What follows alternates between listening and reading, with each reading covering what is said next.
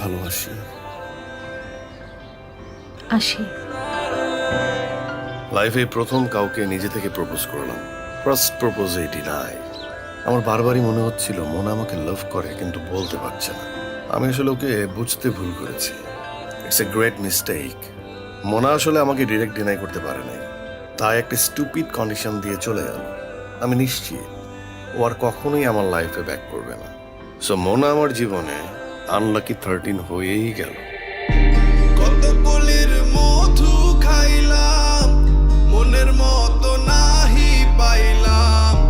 দিনের শেষে একলা ঘুরি ফুলের বাগানে, দিনের শেষে একলা ঘুরি